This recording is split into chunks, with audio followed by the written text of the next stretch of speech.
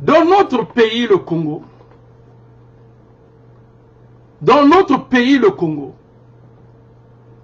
il faut commencer à dire la vérité et commencer ce combat spirituel. Il n'y aura plus rien, vous n'allez plus vous cacher. Vous n'allez plus vous cacher. Je connais l'histoire des grands criminels qui ont endeuillé la vie des Congolais. Et aujourd'hui, font la java partout. Ils croient qu'on a oublié. On n'a pas oublié. On n'a pas oublié.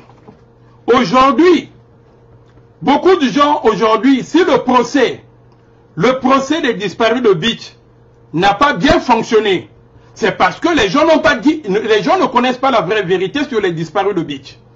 Aujourd'hui, je vais vous expliquer. Je vais vous expliquer les disparus de Beach. Je vais vous parler des disparus de Beach, la vraie vérité.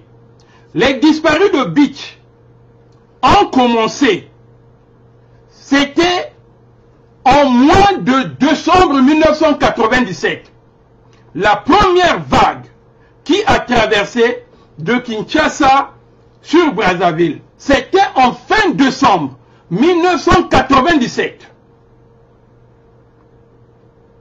Donc on connaît la vérité. On connaît la vérité.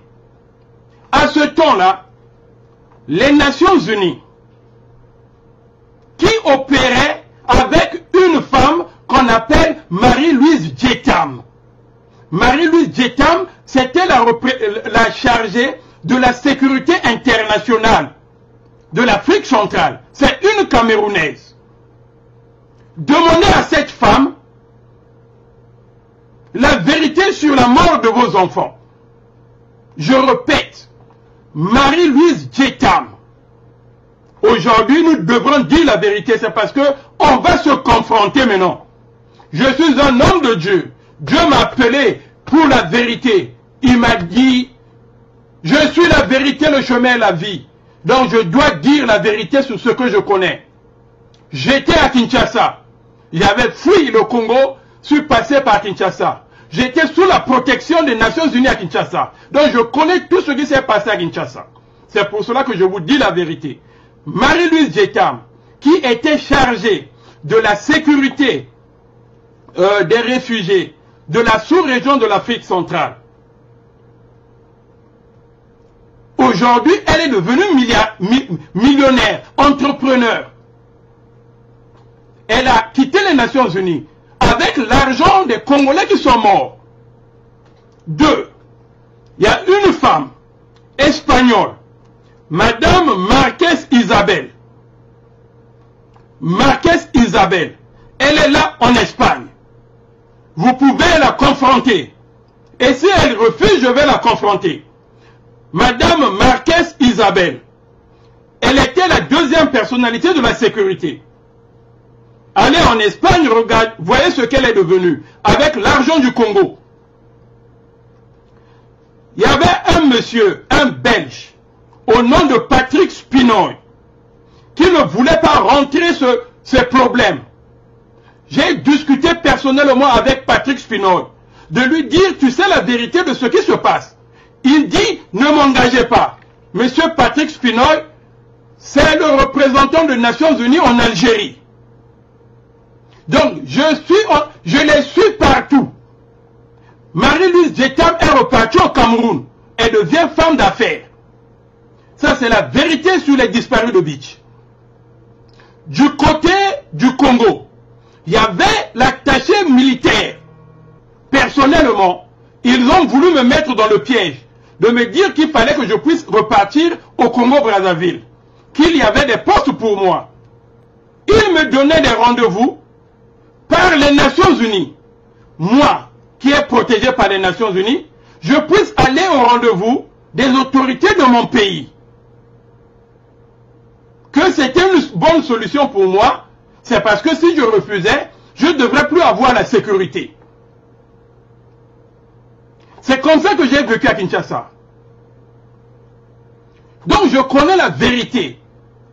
Les disparus de Beach a dépassé 10 2000, c'est parce qu'il y a eu plus de 15 vagues de 90, fin 97 jusqu'en 2002.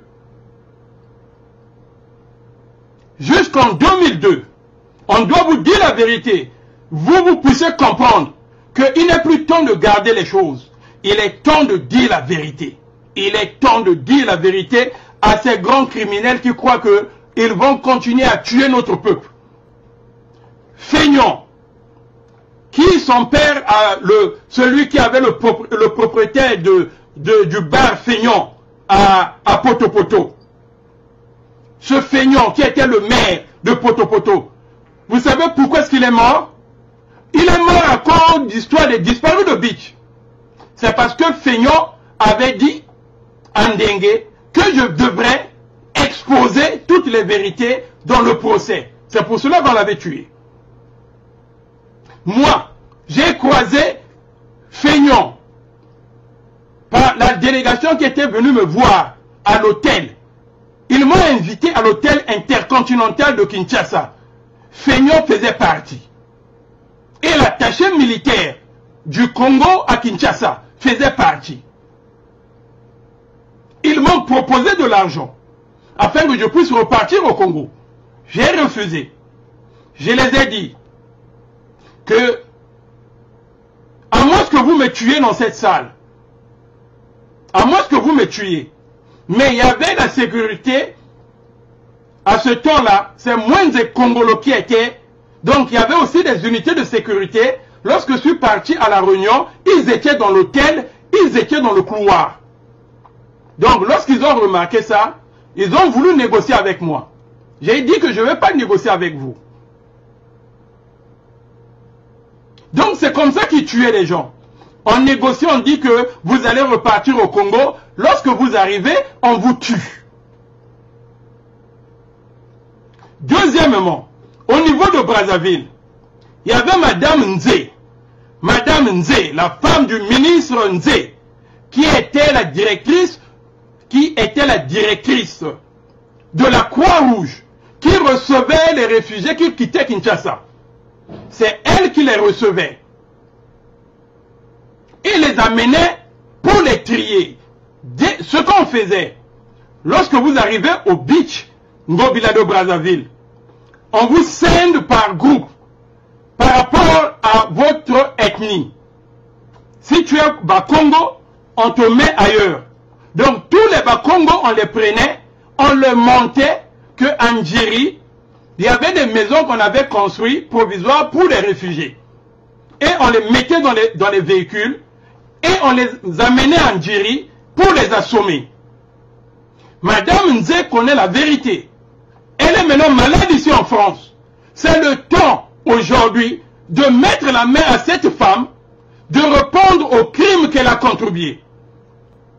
Sassou a tué plus d'un million de Congolais.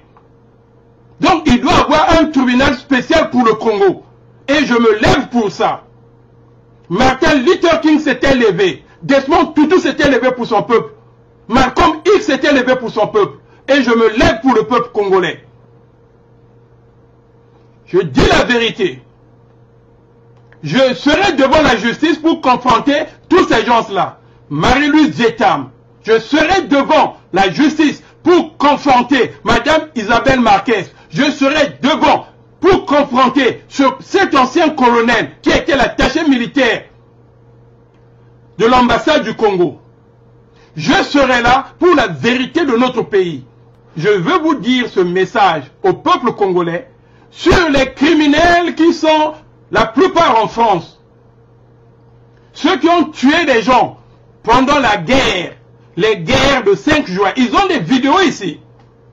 Des vidéos, la manière dont ils violaient les gens dans le pool. Ils ont des vidéos ici. La manière dont ils tuaient des gens. Ils ont ça dans leur maison ici à Paris. Vous allez à Lyon, vous allez à Normandie. Ils ont des vidéos. Des crimes qu'ils ont commis au Congo. Aujourd'hui, on n'a plus de choses à cacher. On n'a plus de choses à cacher. Devant la justice française, devant la justice européenne, suédoise, devant la justice anglaise, devant la justice néerlandaise, je serai de la partie civile. C'est parce que je connais les vérités, je connais les noms.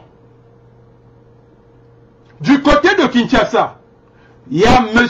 Mwenze Kongolo, l'ancien ministre de l'Intérieur de la RDC, Mwenze Kongolo. Faut lui demander des comptes. Les Nations Unies ont participé à notre crime, comme les Nations Unies, avec les troupes françaises, ont participé au génocide rwandais. La loi des Nations Unies dit ceci.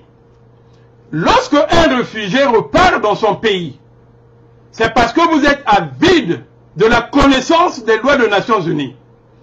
La loi sur les rapatriements dit ceci. Les réfugiés qui sont dans les camps de réfugiés ou qui ont fui la guerre,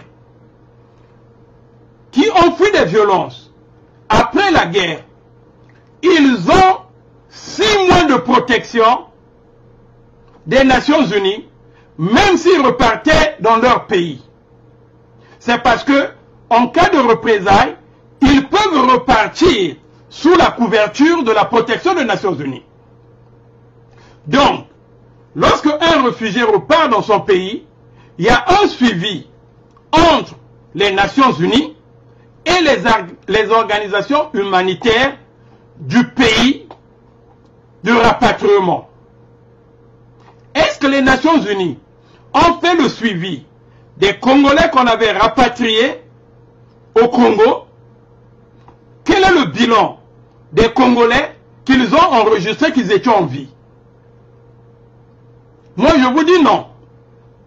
Donc, les disparus de Beach, la vraie vérité, a dépassé 10 000.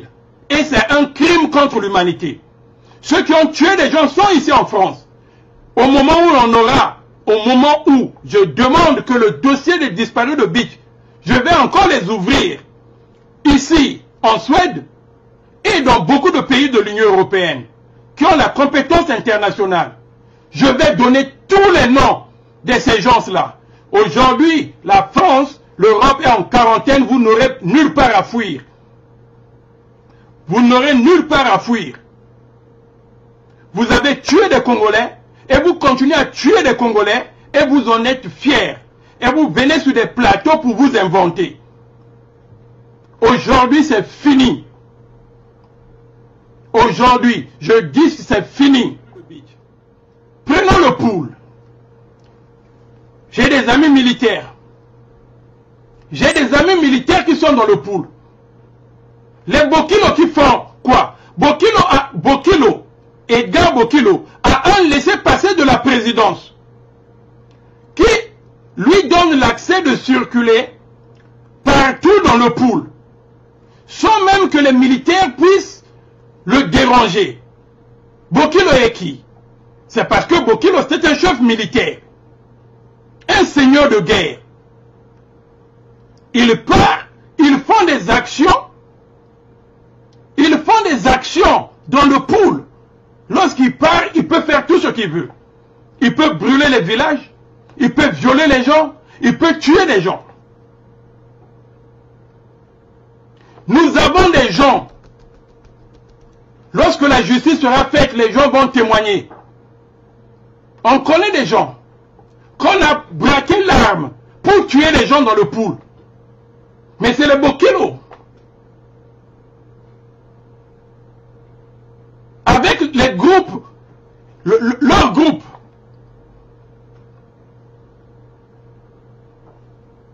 Les Carlos Obela viennent vous parler de quoi? Ils connaissent ce qu'il a fait à Talangaï? On doit vous dire la vérité. Ils connaissent ce qu'il a fait à Talangaï? Tuez tous nos parents. Vous n'allez jamais vous échapper de quelque chose. Je me suis dit, je m'engage à vous combattre. Par la justice de Dieu et la justice terrestre, nous serons des vainqueurs. Nous serons des vainqueurs. Dans le pool, vous avez tué près de 50 000 personnes. Et vous le savez bien. Vous le savez bien que dans le pool, vous avez tué près de 50 000 personnes. Quel est cet homme de Dieu, si ce n'est qu'un agent du diable, qui va rester tranquille et de vous voir venir vous pavaner devant les stations de télé pour dire des bêtises? Venez me donner vos droits de réponse et nous allons nous voir devant la justice, avec des témoins, avec ceux qui vous connaissent. Aujourd'hui, on voit les enfants d'Ambende. Les enfants d'Ambende qui viennent pleurer, les petits-fils, et oh non, les Ambende sont malades. Ambende, après avoir tué beaucoup de Congolais, il est où? Ces enfants ne payent pas ce qu'il a fait. Ambende n'habitait pas dans la rue Franceville, en diagonale avec le dauphin Katali. C'est là où Ambende habitait. Mais ce n'est pas Ambende qui a tué Xavier Katali.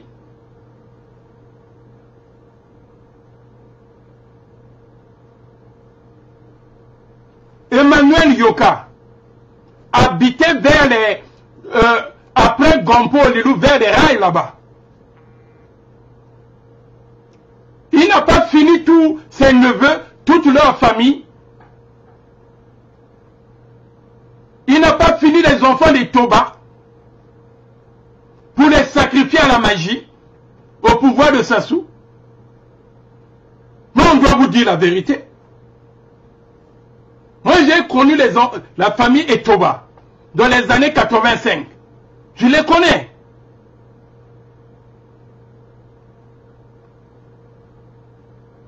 Ils avaient une nièce qu'on appelait Zita. Zita. Qu'on a fait tuer, c'est parce que c'est Emmanuel Yoka qui la violait. Lorsqu'elle voulait faire sortir cela, on a tué cette fille, Zita Etoba, dans les années 86. On doit vous dire, on connaît l'histoire du Congo. Aujourd'hui, on vient dire les enfants Ambende. Mais Ambende, ce n'est pas celui qui a tué Xavier Katali. Il habitait dans la rue Franceville, en diagonale avec Xavier Katali. C'est là où Ambende habitait. On connaît ces gens-là. Il a quitté là-bas et il s'est retrouvé au centre-ville. Après, c'est dans la rue Mamou, vers l'avenue Reine Galifuru, au coin. Donc on connaît leur vie.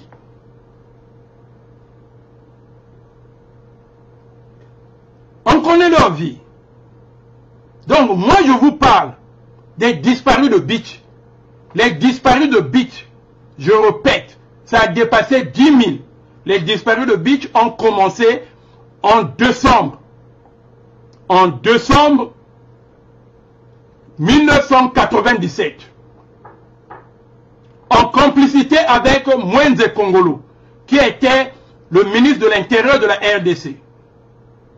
En complicité avec Marie-Louise Djetam, qui était la chargée de la protection de la sous-région des Nations Unies, qui a reçu beaucoup d'argent. En complicité avec Madame Peggy, qui jusqu'alors travaille aux Nations Unies à Kinshasa. En complicité avec l'attaché militaire du Congo-Brazzaville, qui travaillait à l'ambassade. Je connais le nom. En complicité avec Madame Marie-Louise et Madame Isabelle Marquez, qui est là en Espagne. Je vais les confronter à la justice. Que les Nations Unies puissent nous donner les listes de rapatriement des Congolais qu'on avait rapatriés de décembre. J'étais à Kinshasa. Si je vous dis, j'étais à Kinshasa. Donc j'ai vu cela dans mes yeux et je connais la réalité. Que les gens ne viennent pas vous tromper. Je m'engage aujourd'hui devant la justice internationale de mettre Sassou à genoux et tout son monde. La plupart de ceux qui étaient dans les groupes, ils ont fui, ils sont ici à Paris. Ils ne croyaient pas que l'histoire va les rattraper. Aujourd'hui, on s'engage pour le Congo.